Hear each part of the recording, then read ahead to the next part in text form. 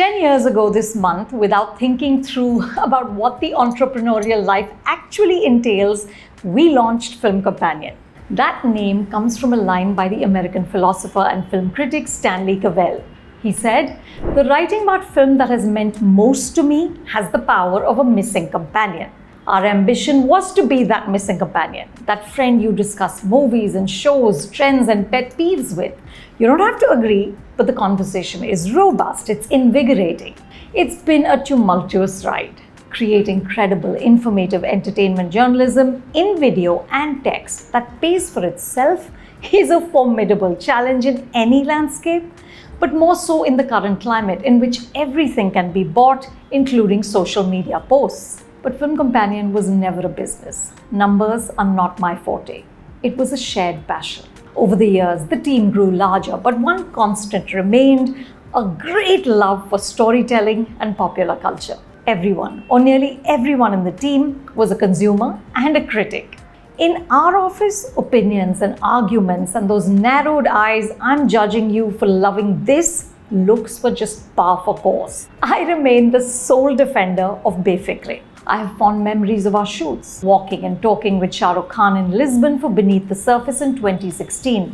That was the first branded show we did. Our first Actors Roundtable in 2019, in which 8 actors from across the country for the first ever Pan-India Roundtable. I remember shooting this late at night because that was the only way to match all their schedules. The Front Row series, a conversation in front of a live audience. I got teary when I walked on stage for that first one with Deepika. The world was just emerging from the shadow of COVID, and to be in that room with these people wearing masks, sitting one seat apart, just made me emotional. There was also Tapecast, a show in which artists spoke to other artists, prodded by questions we put on a tape that played through the interaction. The first public interaction between Vicky Kaushal and Katrina Kaif took place on Tapecast in March 2019.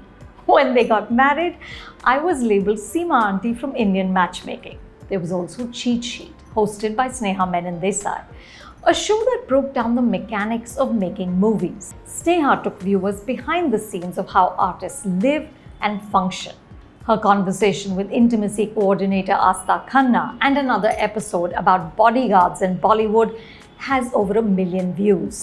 It's a matter of great pride that Cheat Sheet was used as teaching material in film schools. Or that our 2019 list of the 100 greatest performances of the decade created a massive stir. Or that our reviews were awaited, debated, applauded, and thrashed. I believe that Film Companion moved the needle forward for entertainment journalism. I'm proud to say that we were pan-India before the Bahubali franchise. Film Companion South covered the major cinemas of the South with rigor and verve. We also had contributors reporting on the Bengali, Marathi and Punjabi film industries. When streaming arrived in India, we made it a focus with reviews, interviews and roundtables devoted to OTT. One of our overarching ambitions was to move the needle for the film industry. With this aim, we created O Womania in partnership with Allmax Media and Amazon Prime Video. This was a first of its kind report on women in the entertainment business. The idea was to have concrete numbers year after year that recorded the skewed gender equation, prompted conversation, and hopefully change. Through this journey, one of the great joys for me has been creating opportunities for others. Cinema and the Indian film industry has shaped and enriched my life in immeasurable ways, and I want, as much as I can, to pay it forward. One of our flagship initiatives was Take 10, in collaboration with Netflix's Fund for Creative Equity. This was a program that found and funded new filmmakers to make short films in the first year and series pilots in the second. Again, I found myself getting teary in Cannes, because the crew of Payal Kapadia's Grand Prix winning film All We Imagine Is Light included Suryash Kamath, a finalist of our Take 10 series. In 2023, we also curated and ran the Himalayan Film Festival in Ladakh. The ambition was to celebrate and showcase filmmakers from across the Himalayan states, filmmakers who often struggle to find their place in the business. Film Companion has had a blazing 10-year run. As we wind up the show, I want to express my deepest gratitude to the wonderful people who toiled in the trenches with me.